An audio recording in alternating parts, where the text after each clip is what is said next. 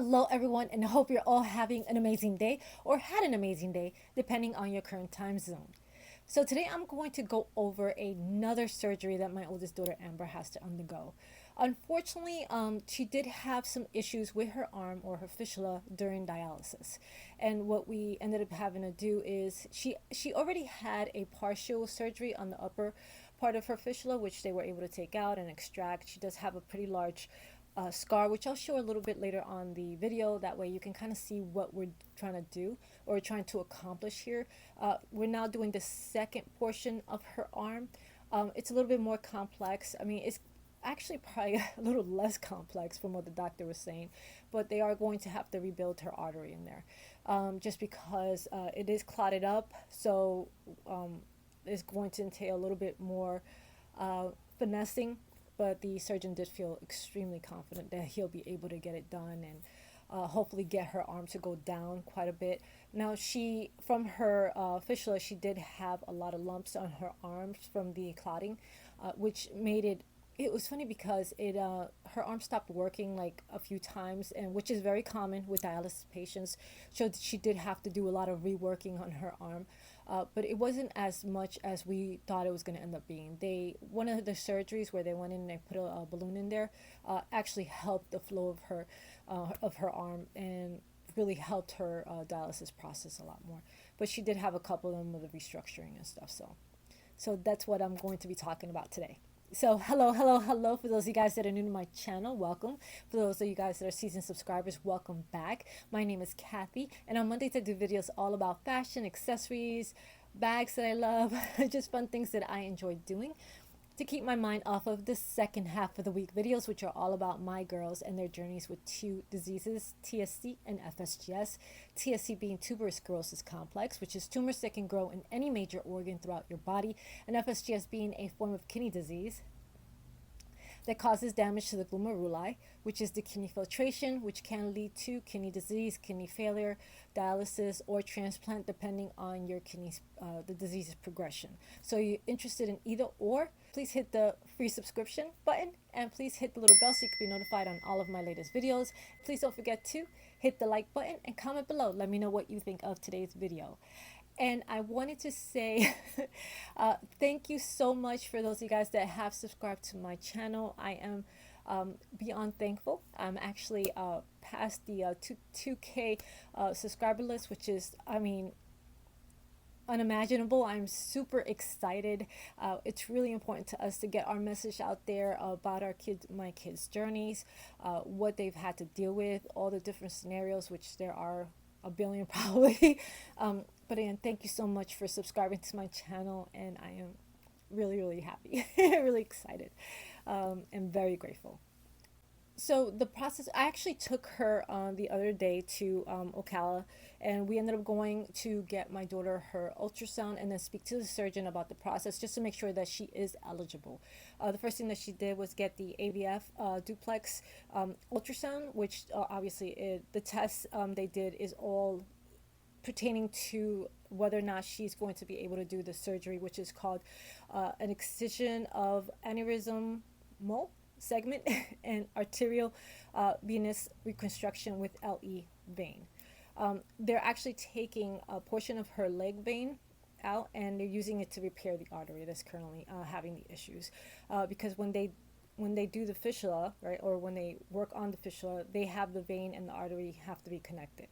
So that's the gist of the actual surgery and what they're looking to do.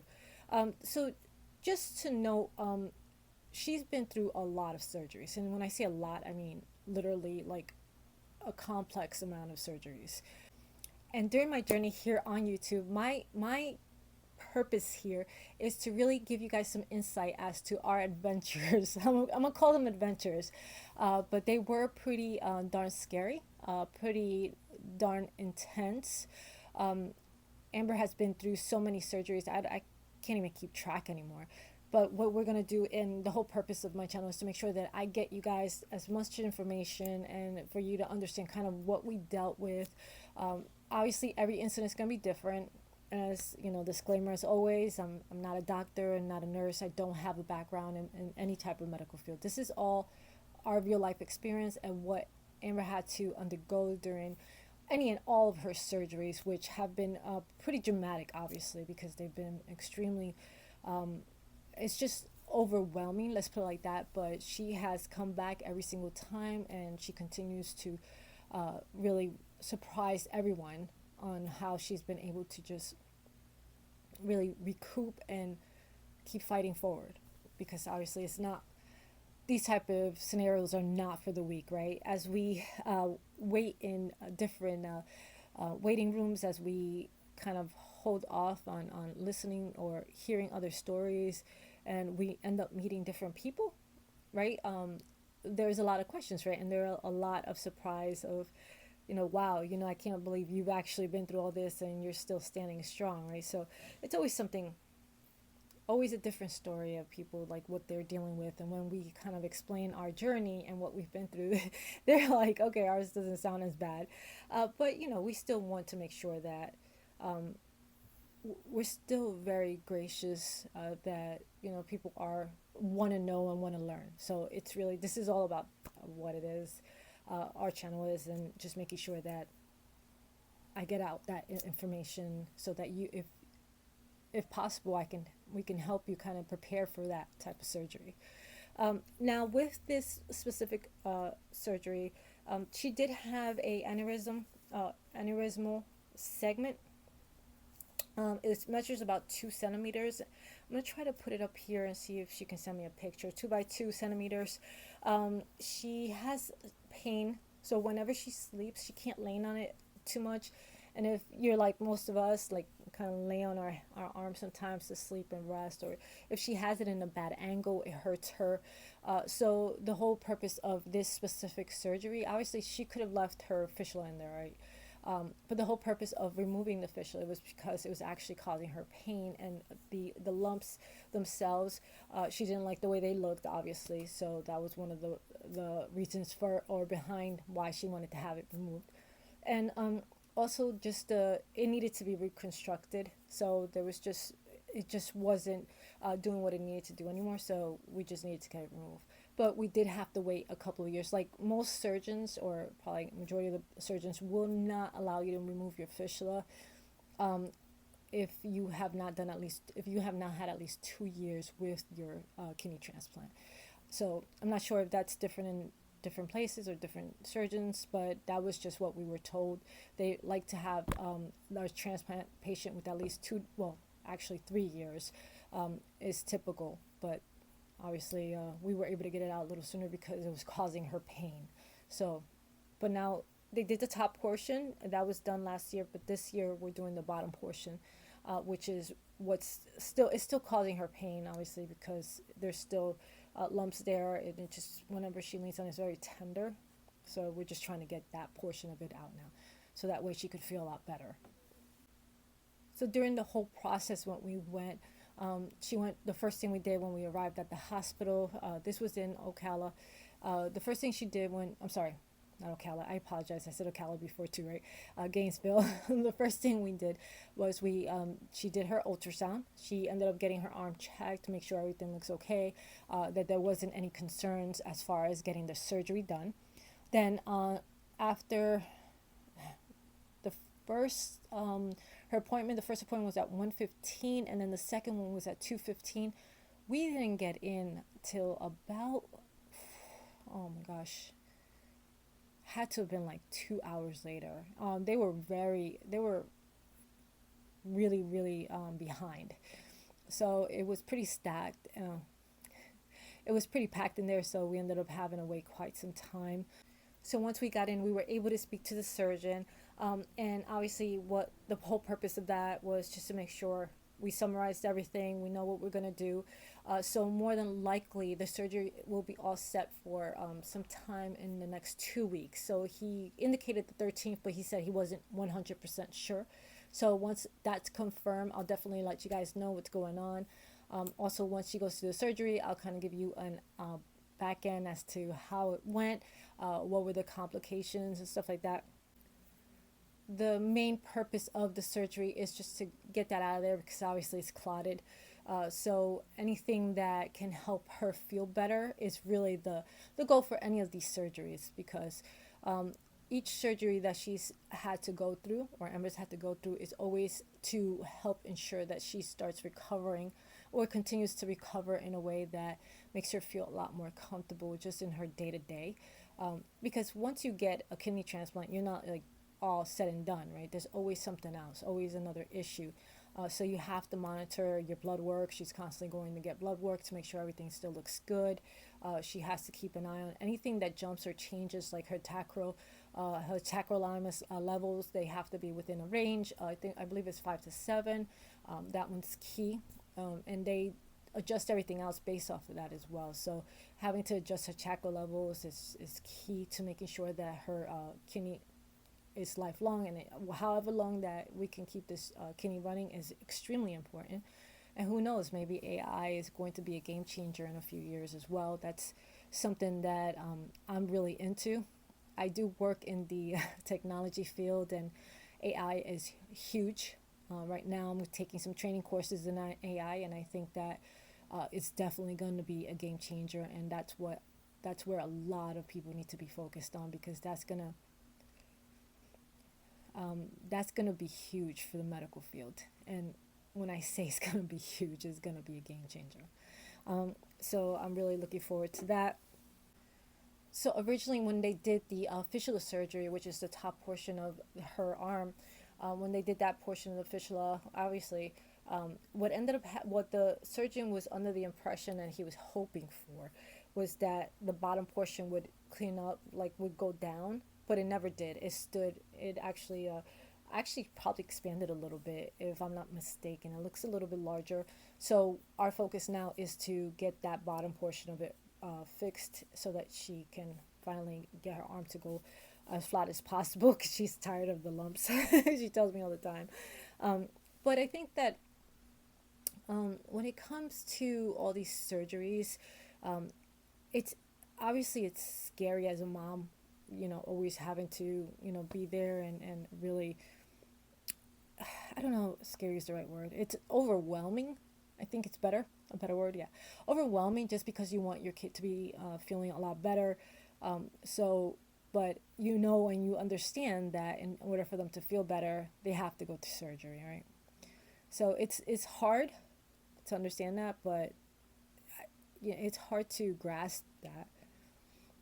But I still want her to understand that I'm going to be there for her, whatever surgery she's going to. She knows I'm always there for her.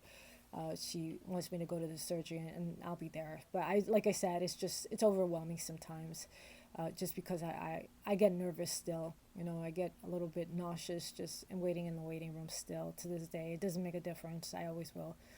No matter what my girls are going through, if it's in a hospital, I'm going to be nervous. I'm going to be nauseous. Like my youngest, I have to take her I got to take her back to her GI, because we got to check her pancreas, see if the cyst was 3 and went up to 5. It was 8 before we had to do the surgery to drain it out, but it was 5 the last time we checked it.